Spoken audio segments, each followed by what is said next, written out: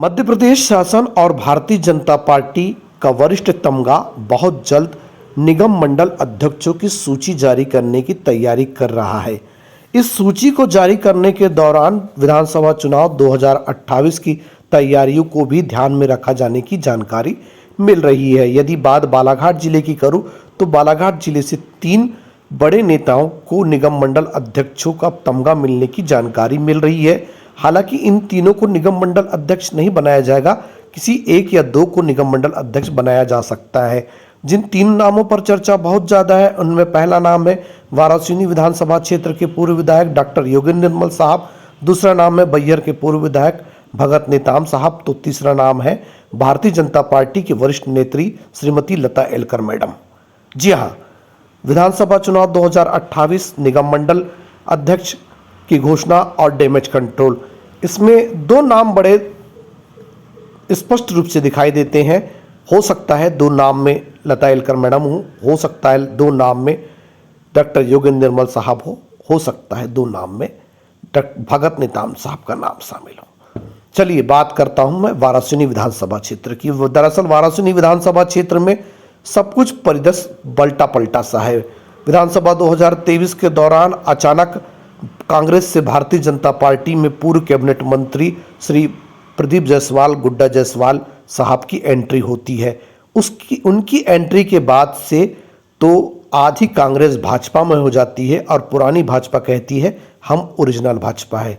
वहां पर कहीं ना कहीं ओरिजिनल भाजपा नई भाजपा के बीच में लड़ाई है।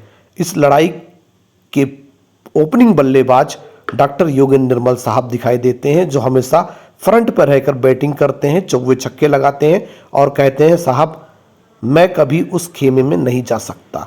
निश्चित ही 2028 चुनाव से पहले यदि वारासिनी में बड़ा डैमेज कंट्रोल डॉक्टर योगेंद्र निर्मल साहब के रूप में नहीं किया गया तो तय है कि वारासिनी में भारतीय जनता पार्टी को बड़ा नुकसान होगा। तो क्या उन्हें निगम मंडल अध्यक्ष का तमगा ताज मिल जाएगा? बड़ा सवाल है। अब बात करते हैं भारतीय जनता पार्टी की वरिष्ठ नेत्री और विभिन्न बड़े पदों पर रह चुकी श्रीमती लता एलकर मैडम की।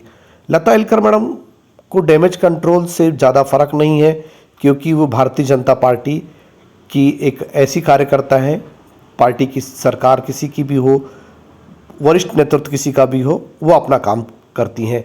तो हो सकता है उनका रिटायरमेंट बेहतर तरीके से हो, क्योंकि वो 70 साल से अधिक की उम्र की है, अब रिटायरमेंट के करीब है। राजनीति से रिटायरमेंट अच्छा हो, इसलिए उन्हें निगम मंडल अध्यक्ष का ताज मिल जाए। तीसरा नाम है योगेंद्र निर्मल साहब के बाद वैसे ही बैहर विधानसभा क्षेत्र के पूर्व विधायक भगत नेताम साहब का। लगातार उनकी हार वहां पर हो रही है, उनके परिजनों की हार हो रही है। विधानसभा में तीसरी बार वहां पर कांग्रेस बैहर में जीती है।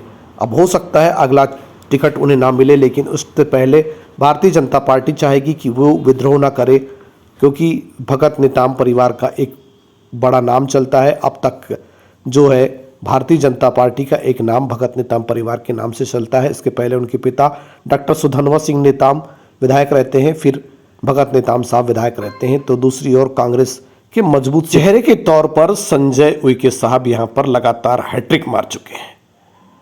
बड़ी कहानी यह है कि भगत नेताम साहब को यदि टिकट नहीं देना है तो डैमेज कंट्रोल करना पड़ेगा। तो क्या उन्हें निगम मंडल अध्यक्ष बना दिया जाएगा? क्या वारासिनी में डैमेज कंट्रोल की कहानी है तो क्या डॉक्टर योगेंद्र निर्मल साहब को निगम मंडल का अध्यक्ष बना दिया जाएगा? क्या श्रीमती लता एलकर मैडम का रिटायरमेंट भारतीय जनता पार्टी बेहतर तरीके से करना चाहती है तो क्या उन्हें निगम मंडल अध्यक्ष बना दिया जाएगा? जी हाँ, बड़ा सवाल है। देखना अब यह है कि निगम मंडल अध्यक्ष की जैसी सूची जारी होती है वैसे ही यह देखना है कि बालाघाट को कितना तवज्जो दिया गया है या फिर तवज्जो नहीं दिया गया है। यह भी आने वाला समय बताएगा।